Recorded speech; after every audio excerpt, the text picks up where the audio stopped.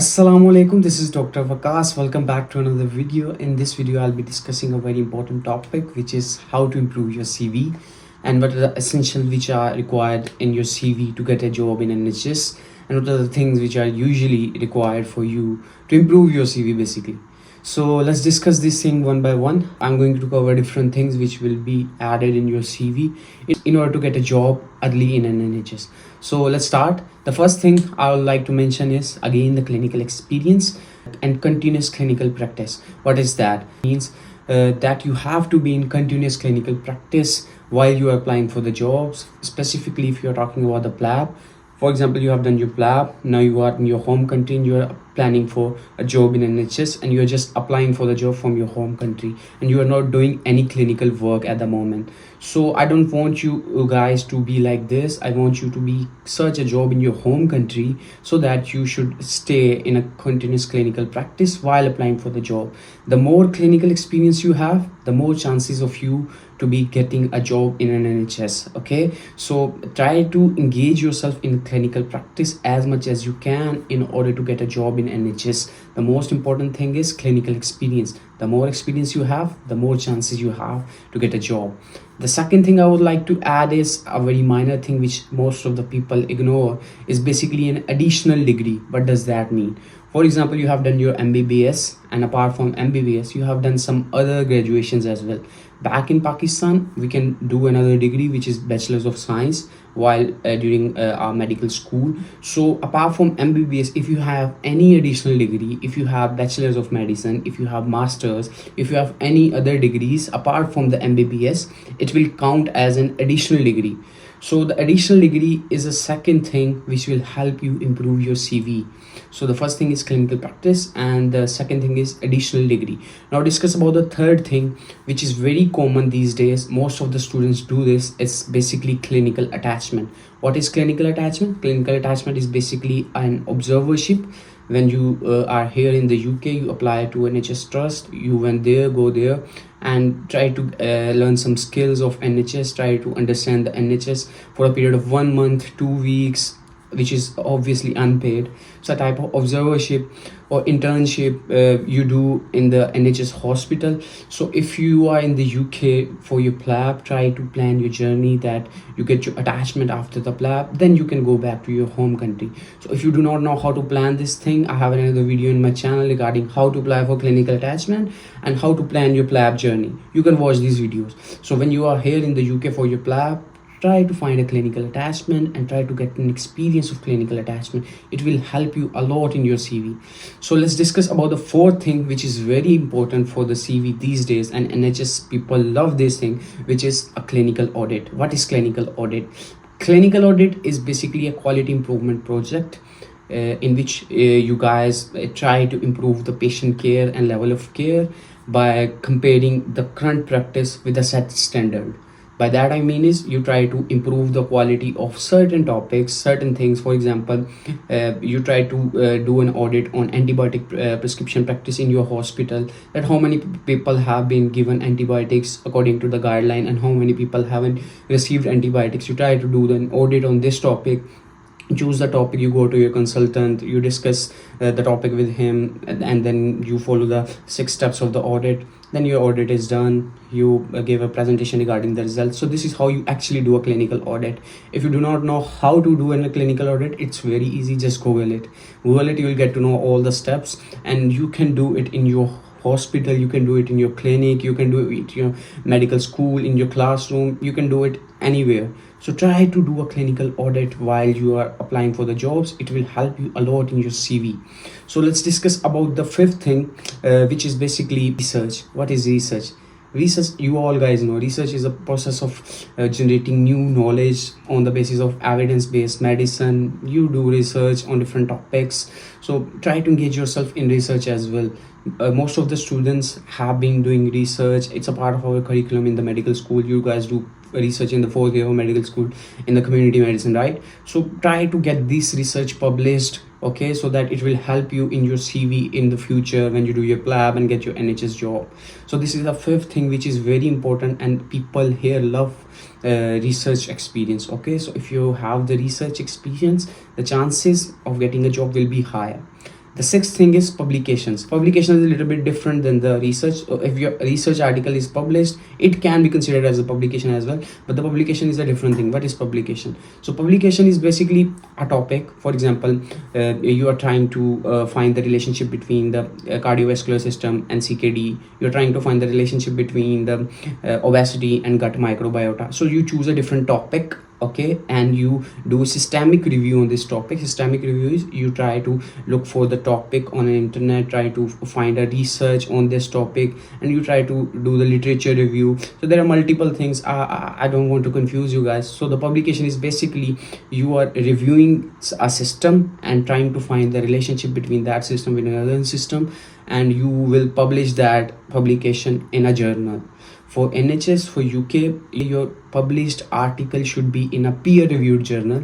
So what is peer-reviewed journal? Peer-reviewed journal is something, go to Google, just search what are the peer-reviewed journal. So there will be a list of journals on the Google. So what you need to do is, if you have done your publication, a systemic review, literature review, whatever, on any of the topic, you can just go to that journal and get your article published there. So if your article is published in a peer-reviewed journal, it will be accepted in NHS while you are applying for the jobs. Peer-reviewed journal, most important, most commonly used for NHS is PubMed Index journal. Okay, so it's a very complicated term, but don't worry, just write it on the Google, PubMed Index journal. So all the journal which are under the PubMed and you have an article published in that journal will help you improve your CV in an NHS. Okay, so let's discuss about the 7th thing which is important for the NHS job and help you improve your CV are the courses. What are the courses? These are the training life support courses like ALS, BLS, ACLS, ATLS. So try to do one of these courses. So what I would suggest you is to, when you come to UK for your lab 2, you're doing your clinical attachment, book your ALS here. So if you have done your ALS from the UK, specifically by Resuscitation Council UK, it will help you a lot, because while you are applying for the job, in the job person specification, there is specifically written essential criteria ALS. So if you have ALS, the chances of getting a job in UK is very easy. So most of the people ask me another question, doctor, what about BLS, ACLS from our home country? Can we do that? Will it be accepted? It's not about acceptance. Okay, it's more about you doing it. So if you have done ALS, BLS, ACLS, ATLS anywhere from the world, it will show that this guy has done different courses to improve his knowledge, improve his continuous medical education. So whatever, honestly, it doesn't matter if you have done your ALS from the UK, it's good. But if you have done your ALS from your home country, it's better. It's not bad. It's better than the candidate who has done nothing. So ALS, BLS, ACLS, ATLS, try to do it from anywhere and try to put them in your CV. So let's discuss about another thing which is very important, and I would like to add, most of the people skip this part, and this is teaching experience. So teaching experience can be of different types. It can be formal, it can be informal, it can be professional. So whatever type of teaching experience you have, try to put that in your CV. Okay, for example, if you've worked as a demonstrator, it is a formal teaching experience. Okay, so put it in your CV that you have done a teaching, you have given the lectures to the student, you have assessed the student. If you haven't done any demoship or haven't worked as a demonstrator or teacher, you can simply add you have informal teaching experience. During your medical school, you have taught different juniors, medical students, you have trained different paramedical staff, nurses on this topic, blah blah. So try to add teaching experience in your CV. Okay, another thing is which is very very important, and most of the people don't know about this, it is leadership experience. So leadership experience isn't something separate like you do for a period of 3 months or 6 months. It is the time which you have already done during your house job, during your job, after the house job. So leadership experience, you have to include different things in the leadership experience. What are those things? You have to tell them in your CV that you have you have great communication skills, you have great team working skill, you have great problem solving skills, you have organized different events, you have led a team resuscitating a patient. So you have a team of doctors, consultant, nurses, to give a presentation on a different topic. So all of these things include a leadership. Okay, you have conducted a seminar on this topic. All of these things are leadership experience. So if you have leadership experience in your CV, it will help you again a lot in your CV. Okay, so another thing is which is very important these days, and most of the people skip this as well because people don't want to get into the exams as soon as they get free with the blab. It is membership exam. So if you have membership exam, your CV is exotic. Okay, your CV will look very beautiful. What are membership exam? Membership exams are conducted by the royal colleges. So what are those membership exam? It could be MRCP if you are going to medicine. It could be MRCS if you are going to the surgery. It could be MRCOG if you are going to obs and gynae. So these are the royal colleges exam. Each of the exam has different parts. So if you are going for the medicine, it has MRCP 1, 2, then the basis. So it doesn't matter, you have to complete these exams. Okay, if you have just the one part of this exam and you put that in your CV, it will help you a lot in getting a job, because it will show you that this guy doesn't only have the clinical experience, but it has the knowledge which is required for a new doctor to work in NHS. Okay, so the last thing is, which I'm going to tell you about to improve your CV, is the practical skills. So what are the practical skills? So most of the students did not put this thing in your CV. It's very minor, but you have to put that in your CV. What are those skills? So practical skills include simple like venipuncture, IV cannulation, ABGs, blood sampling, suturing, minor procedures, and if you are very good like NGs, Foley's, you can put these things in your practical experience and try to put that in your CV. Most of the doctors have all of this experience, but they didn't put this in their CV. That's why they're lacking something. So put practical experience in your CV, and also intubation as well. If you have done the intubation, if you have anesthesia experience, it's a plus point. Okay, so if you have all of practical skills which are required for a doctor, put that in your CV. It will help you a lot.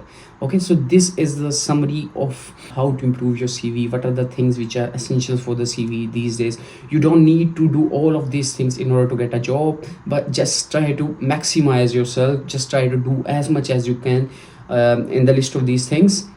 Okay, and put that in your CV. The chances of you getting a job will be very higher. So the people ask me the same question, what do you have in your CV and you got the job in 3 months?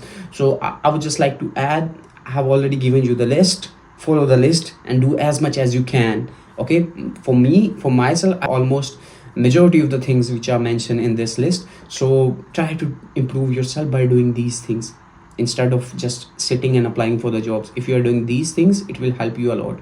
There is another thing which is very important. Most of the students these days have all of these things, honestly all of these things, but they're still not getting a job. Why? They're not getting a job because they do not know how to express themselves with these things. Okay, for that what I'm thinking is to start a new initiative which is basically called a CV review for NHS. So I'm trying to help most of the new doctors who have done the PLAB and they're struggling to get a job because they do not know how to express themselves in the CV. So for that, what you need to do is if you have done all of these things, text me. Okay, I'm going to put my number in the comment section. Just text me on the WhatsApp and I will help you in reviewing your CV, that how to express yourself. Okay, so this is basically another initiative I'm about to start these days. This is a CV review for your NHS job. So if you guys are interested, I'll put the link and number in the comment section. Just text on the number and I'll get in touch with you and help you to express yourself and help you in reviewing your CV. So this is my advice regarding how to improve your CV for just not for the NHS, for anywhere in the world. So if you have these things and if you do it just for once, it will help you for lifelong. Okay, for example, if you're in the NHS now, you're about to get a training job. So if you have the list of these things already done, it will be very easier for you to get the portfolio required for the training. And even though if you are planning for the USMLE and any other exam, AMC, if you have list of these things already, it will help you a lot. Okay, so this is my advice regarding how to improve your CV. If you have any other questions, if you want your CV to be reviewed, just contact me and I'll get back to you. Thank you so much again. We'll see you in another video.